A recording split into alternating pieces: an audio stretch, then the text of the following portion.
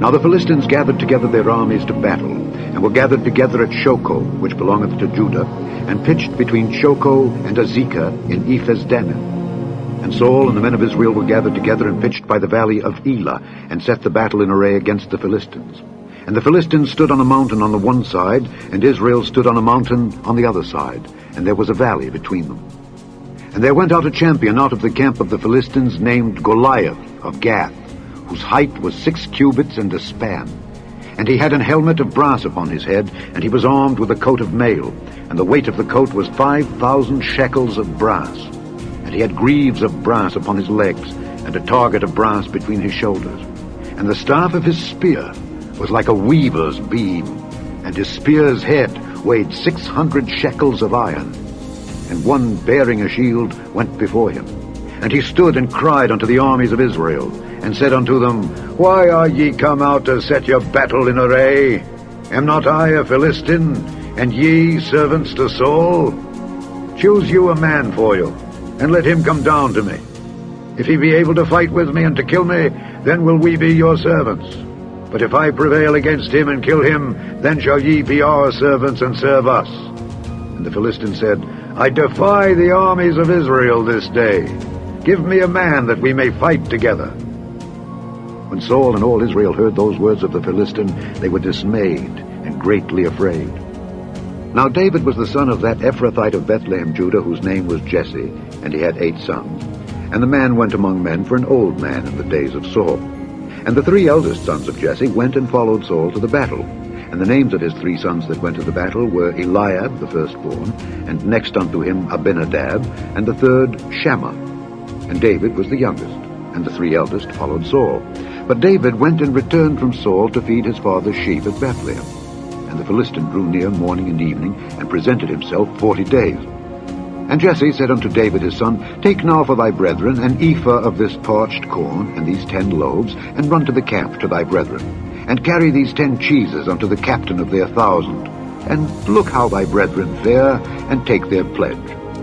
Now Saul and they, and all the men of Israel, were in the valley of Elah, fighting with the Philistines.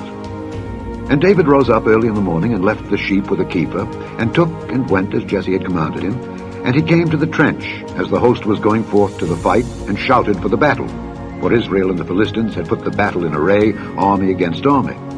And David left his carriage in the hand of the keeper of the carriage, and ran into the army, and came and saluted his brethren. And as he talked with them, behold, there came up the champion, the Philistine of Gath, Goliath by name, out of the armies of the Philistines, and spake according to the same words.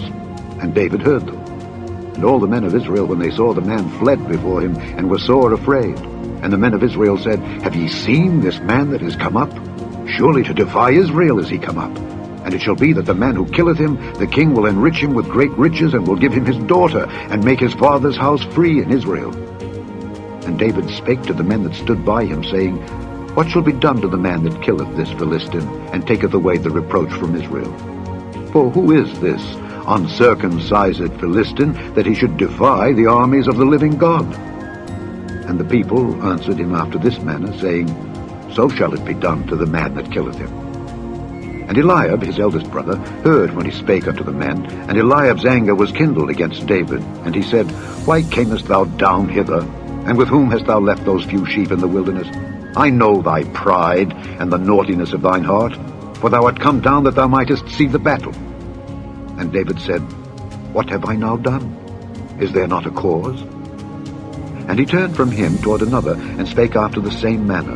And the people answered him again after the former manner. And when the words were heard which David spake, they rehearsed them before Saul, and he sent for him. And David said to Saul, Let no man's heart fail because of him. Thy servant will go and fight with this Philistine.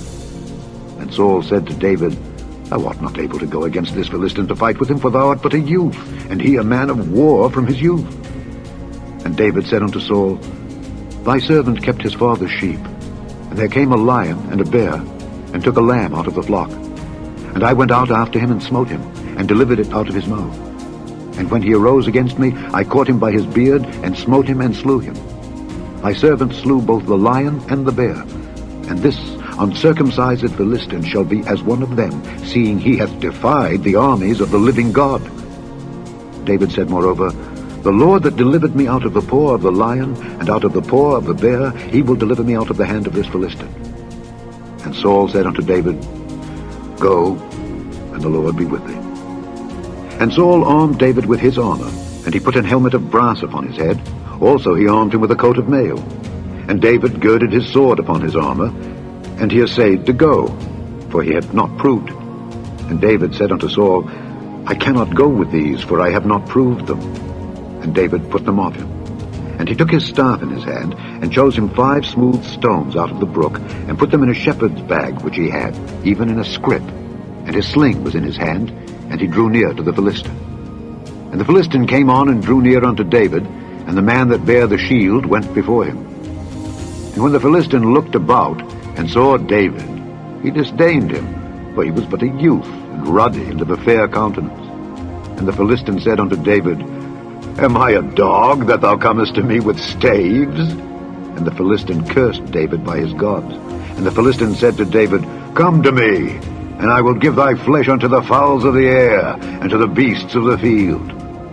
Then said David to the Philistine, Thou comest to me with a sword, and with a spear, and with a shield. But I come to thee in the name of the Lord of hosts, the God of the armies of Israel, whom thou hast defied. This day will the Lord deliver thee into mine hand, and I will smite thee, and take thine head from thee.